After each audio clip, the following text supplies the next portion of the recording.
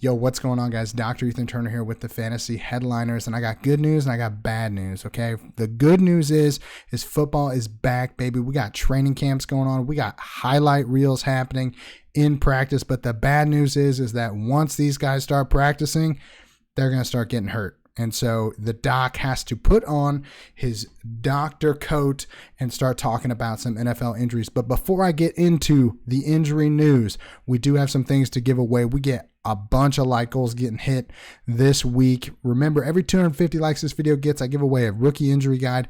Every 1,000 likes, I'm going to give away a Fantasy Headliners draft guide. So if your name is up on the screen, you have been chosen by yours truly as a winner of a guide. Make sure you email Jake at info@thefantasyheadliners.com. But let's not wait anymore. Let's get right into it. The training camp injury update that you guys have been waiting for, I have been waiting for. We are ready. Let's do this. Okay, guys, up first, I'm going to give you guys a quick rundown on some rule changes that have happened this year that I think you guys need to know about. Okay, this year, new rule as far as the PUP goes, okay? The PUP is now only 4 games missed instead of 6. It used to be you had to miss 6 games if you got put on the reserve PUP. Now it's only 4.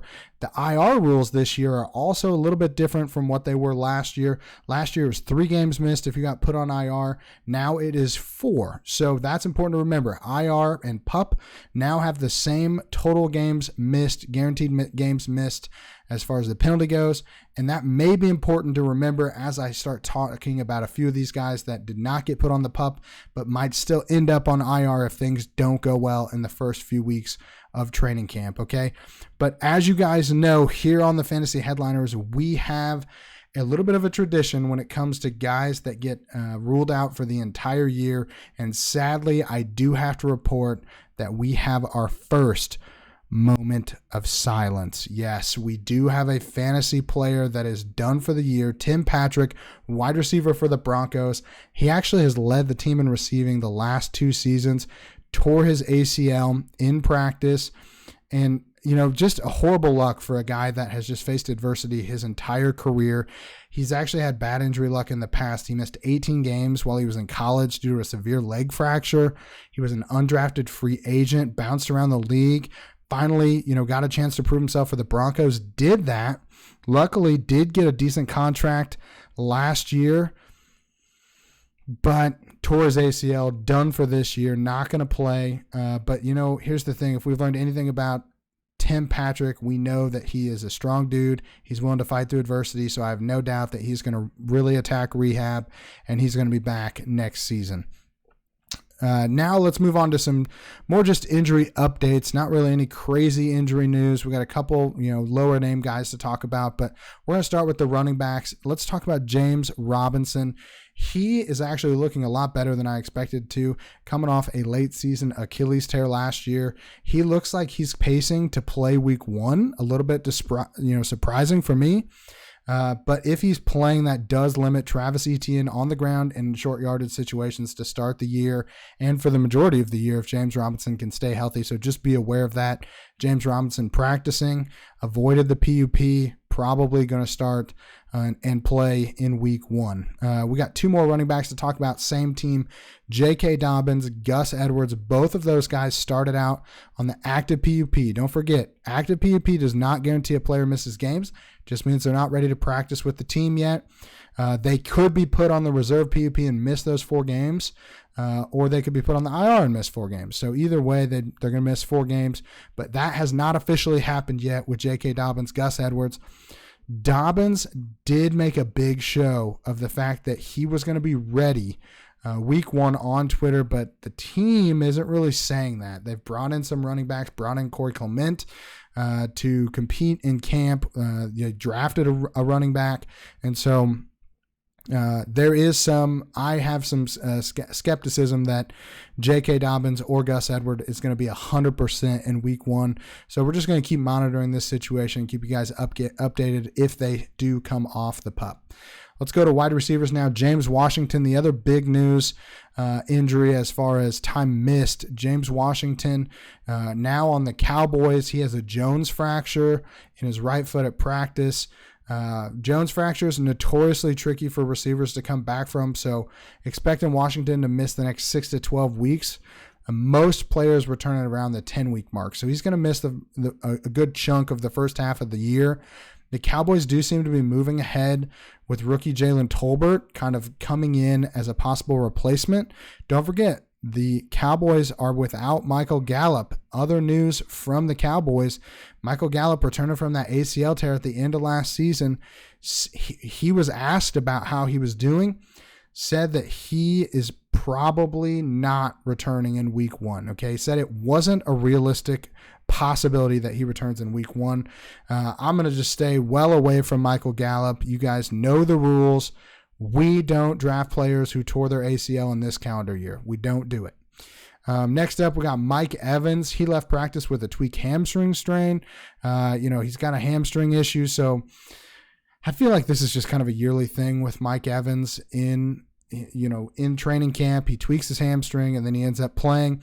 Good news is it was described as minor, and he has plenty of time to heal up. So it's better now than later, closer to the season where he could miss time. I don't expect him to miss any time with this. He doesn't, typically miss games. So he does deal with this stuff in the preseason. And then when the season starts, he tends to be pretty healthy, but it's just kind of worth paying attention to for the next few weeks here.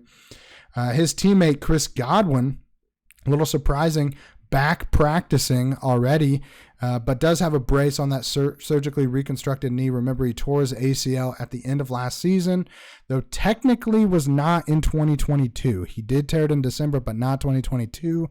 So I'm not totally 100% out on him like I would be with a few other guys, but at his current ADP, he's starting to climb up a little bit, especially with him practicing. I don't know. I just don't see any way that he's 100% by week 1. I'm a little cautious about where Chris Godwin is going in fantasy drafts right now. But let's talk about probably the biggest news of the preseason from an injury perspective right now, and that is quarterback Matthew Stafford for the Rams, Super Bowl champion, currently on a pitch count or throw count, whatever you want to call it, for elbow pain in his throwing arm that's been described a lot of different ways. Okay, some people have said tendonitis. Some people have said it's not tendonitis. We've seen the term thrower's elbow, which is a tendonitis on both sides of the elbow. And then his head coach actually said that it's something that pitchers deal with. So we haven't gotten a locked-in diagnosis, but my professional opinion of what's going on, I think that's one of two things, okay?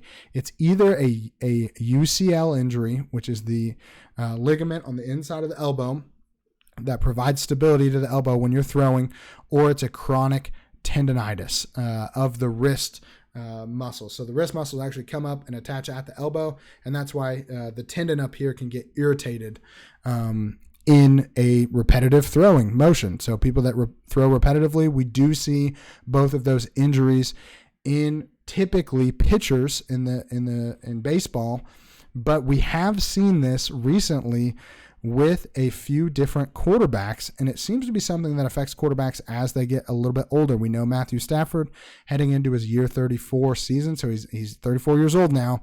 He's starting to become one of the older quarterbacks in the league, so this is a little bit concerning. We saw this most recently with Ben Roethlisberger.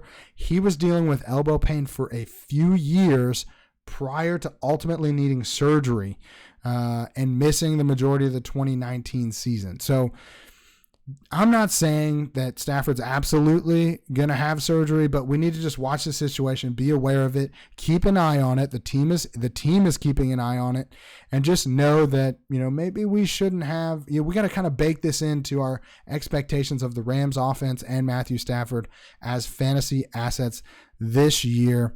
I do have some theories as to why Stafford specifically may be dealing with this.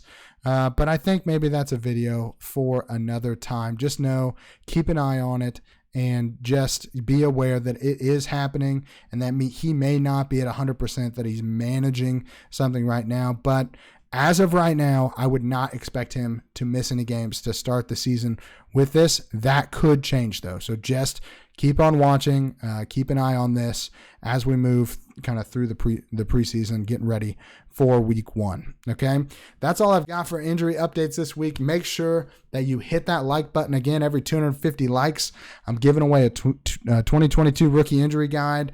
Every 1,000 likes, I'm giving a Fantasy Headliners draft guide away.